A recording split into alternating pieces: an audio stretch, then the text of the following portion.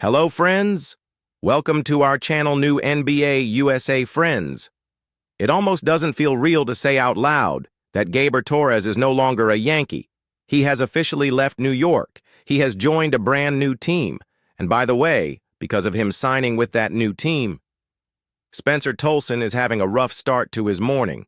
He might be out of a job right now, so we'll talk about that later in the video, as well as the fact that Cam Newton, yes, the Cam Newton, he said that baseball is a dying sport. I guess he realized that there's only a couple days left in 2024, and he wanted to put his name in the mix for the worst take of the year. It's really bad. Stay tuned for that. We have a few more things to talk about as well. But don't forget that this is MLB Recap. We give updates on the game of baseball almost every single day. So stick around, hit that subscribe button. And one more thing. Recap is brought to you by SeatGeek and Underdog Fantasy. Use code FUZZY. All right, let's start the video. We have two small little updates before we talk about Gleyber, leaving the Yankees first and foremost. Joe Ross. He was really good for the Brewers last year as a reliever. He's getting $4 million for 2025 to join the Philadelphia Phillies. And if Joe Ross, if that name sounds, that's because back in 15 and 16, he was really good with the Nationals. He put up a 3.5 ERA his first two seasons before putting up a near 5A from 2017 to 2023. Then out of nowhere in 2024, he was absolutely money in relief for the Brewers. He kind of had a Michael Soku with the White Sox's 2024. Again, he was buns as a starter. Then he puts up a 1.67 ERA as a reliever. The strikeouts went up as well. Maybe he can shed that wisdom to Taijuan Walker, because Taijuan Walker has been an absolute bust for the Phillies, both as a starter and a reliever. Maybe Joe Ross can teach Taijuan how to be a reliever and unlock his stuff all over again. That could be a formidable duo in the Phillies bullpen of former starters turned to elite relievers. That could be fun, but that's the first small update. The second small update, this is coming out of the Rangers camp. The 6'4", 26-year-old behemoth and former top 100 prospect Sam Huff, he's officially been DFA.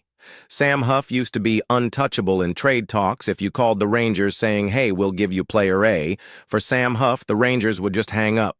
That's how much they believed in him, and honestly, he was pretty good in his short cup of coffee stints in the big leagues. Let me explain. Sam Huff exploded onto the scene in 2020. He hit .355 with 3 home runs in his first few games and had some of the best exit velocities and barrel rates of anyone in baseball. He was up there putting up Aaron Judge raw numbers so far as a big league catcher. He's put up 10 home runs and a near 115 ops plus in 78 games. And so unlike Joey Bart, who was let go by the Giants after being a super-catching prospect, Sam Huff has been kind of good. The problem for Sam has always been the strikeout percentage in the batter's box, and defensively he used to be awful at blocking. He has gotten better at that over the last few years, but he's got a really slow pop time, so he doesn't block really well, and he doesn't throw out a ton of runners, so he's not going to be a major league catcher going forward, at least in my opinion. But would you take a flyer on Sam Huff as a DH, as a first baseman? Because again, he has 55 doubles, and in A, that's over 249 games. So pretty solid production for what was a catcher. Yeah, Sam Huff is officially done as a Ranger. Now it's time to talk about Gleyber leaving the Yankees. Gleyber Torres is staying in the American League. He just signed a 1-year deal worth $15 million with the Tigers. And, that's a pretty good deal. If you ask me, if you're a Tigers fan, Gleyber just turned 28 years old. And by the way, there's a $500,000 bonus incentive if Gleyber is traded, and maybe that's what Gleyber is looking for, a short-term deal to really pop off in the first half, get traded to a playoff contender. If the Tigers aren't able to replicate 2024, get a quick bonus of $500,000 and then go to a new team in 2026. Maybe that's the play, but it is done. Gaber has posted a thank you on all of his socials, and to me, I thought he was going to be a forever Yankee after he came to New York in that a la Chapman trade back in 2016. So the Yankees traded to roll this for Gleyber, and then they signed back Chapman a few months later after he won the World Series, so they won that trade by landslide. Does this mean that Jazz is going to play second base? Maybe Oswaldo Cabrera, DJ LeMahieu? I mean, they have options. But who's most likely to replace Gleyber at second going forward for the Yankees?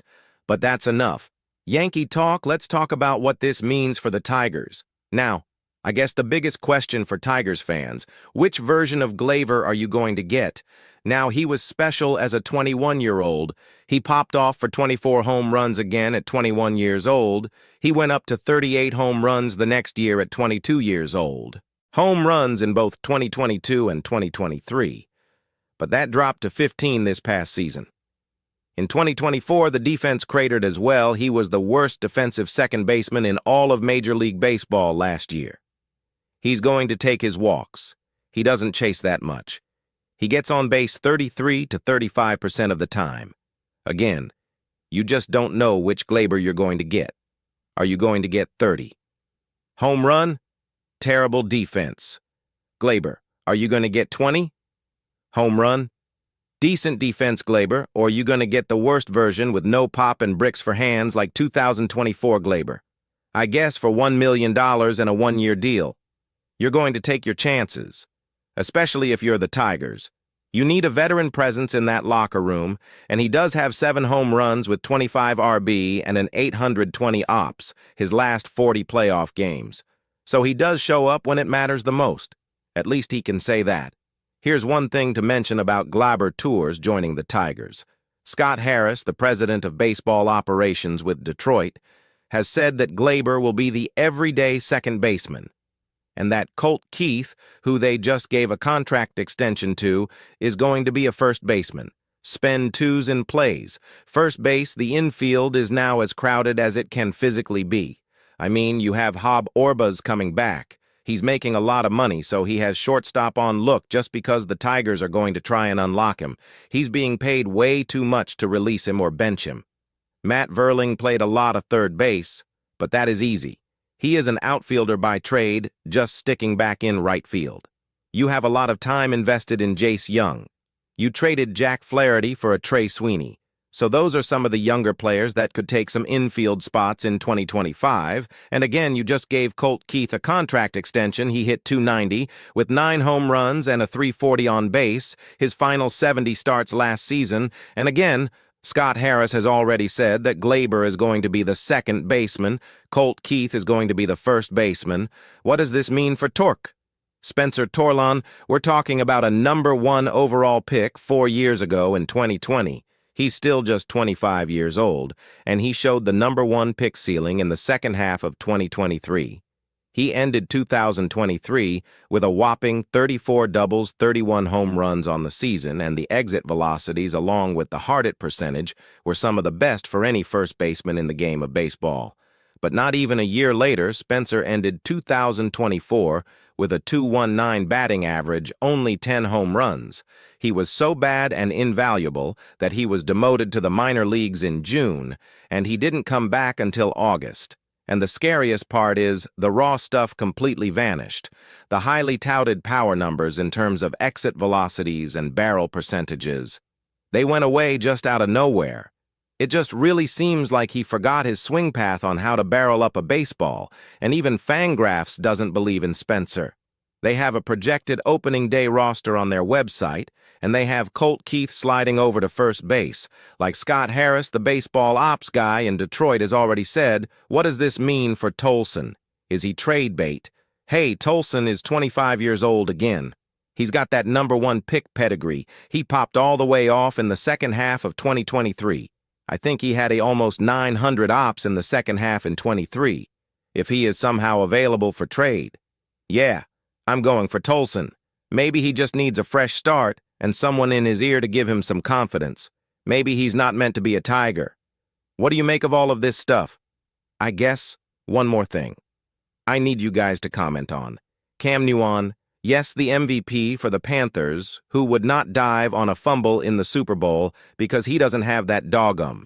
He says that baseball is a dying sport, and he said that the WNBA would surpass baseball in 20 years. Never mind the fact that baseball has experienced record viewership and attendance over the last 2 years because baseball games are not 8 years long anymore, thanks to the new rule changes. I don't know what ESPN puts into their buffet for all of their employees, but Stephen A. Smith Cam Newton, who is now a First Take employee. If you work for ESPN, your brain just becomes pudding. When you have a take on the game of baseball, it's wild. It just blows my mind that these talking heads think that baseball is irrelevant because they don't know how to talk about baseball. They've hired people that don't know how to come up with topics or title YouTube videos. I mean, I would